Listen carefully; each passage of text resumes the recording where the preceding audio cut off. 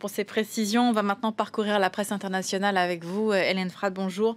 À la une ce matin, la situation de ces 200 lycéennes enlevées par Boko Haram au Nigeria il y a bientôt maintenant 2 ans. C'était à Chibok, dans le nord-est du pays. Dans la nuit du 14 au 15 avril 2014, des membres du groupe djihadiste Boko Haram ont pris d'assaut une école de filles et enlevé 276 adolescentes qui se trouvaient dans leur dortoir.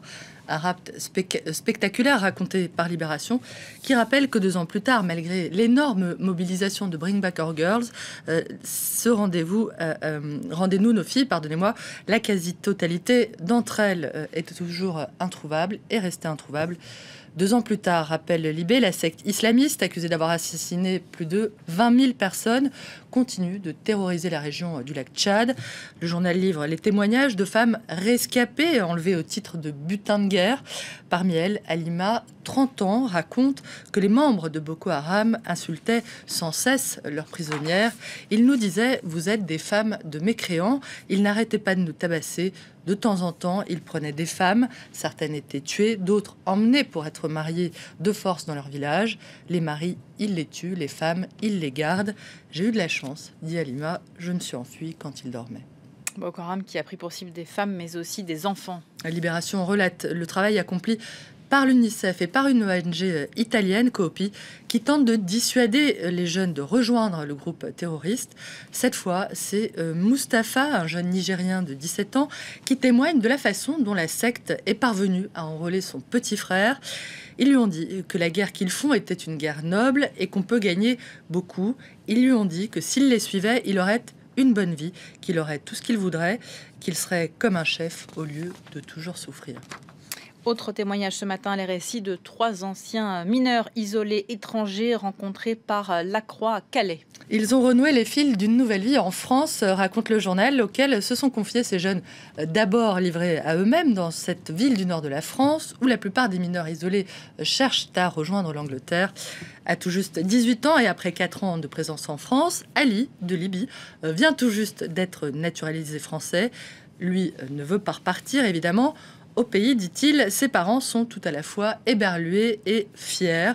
C'est une belle histoire. J'ai de la chance d'être dans un pays où il y a des lois, des valeurs, de la tolérance. J'ai de la chance, donc, et je peux vous dire que je suis heureux. Un bonheur conquis de haute lutte, même si Ali explique avoir simplement suivi son instinct de survie. En 2011, sa ville, Tripoli, était à feu et à sang. Dans les rues, se souvient-il, c'était les campagnes d'enrôlement. On pouvait croiser un voisin en vie un jour et voir son cadavre le lendemain sur le trottoir. Moi, je ne voulais pas être tué, mais surtout, je ne voulais tuer personne. Dans les dessins de Steph pour The China Daily, les rêves d'Europe des nouveaux venus, eux, s'évanouissent. Un policier européen dégonfle les espoirs, on le voit, d'une réfugiée parvenue jusqu'en Grèce en quête d'une vie meilleure. Et un garde-frontière turc qui la reprend par le col, direction donc la Turquie, conformément aux nouveaux accords entre l'UE et Ankara qui sont entrés en vigueur il y a quelques jours maintenant. Et justement, les autorités turques demandent à l'Allemagne d'engager des poursuites pénales contre un humoriste dont le poème satirique sur le président turc a été diffusé sur la chaîne allemande ZDF.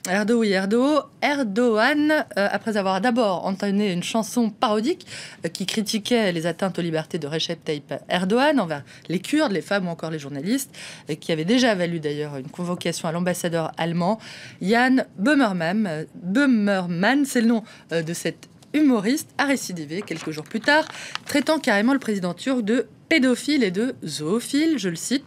Des propos qui ont amené cette fois les autorités turques à protester par câble diplomatique et à demander effectivement des poursuites.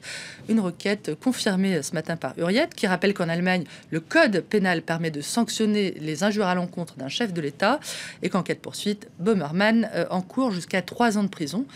Pour Die Welt, l'affaire Böhmermann met à l'épreuve le muscle affaibli de la liberté, je cite, et place aussi la chancelière allemande face à un conflit entre l'action diplomatique et le respect de la culture de la liberté. Angela Merkel, dont le porte-parole a fait savoir qu'elle réaffirmait l'attachement du gouvernement à la liberté d'expression et à la liberté de la presse, et qu'en ce qui concerne le texte lui-même, elle était d'accord avec le Premier ministre turc pour dire qu'il avait été écrit dans un but sciemment insultant, je cite. Une déclaration, on l'entend, qui veut un peu ménager à la fois la chèvre et le chou. Et c'est un peu à l'image de ce qu'on a lu du côté du Frankfurter Allgemeine Zeitung, qui explique que, certes, la satire est libre, mais qu'elle n'est pas sans limite, je cite. Voilà pour cette revue de presse. Merci beaucoup, Hélène.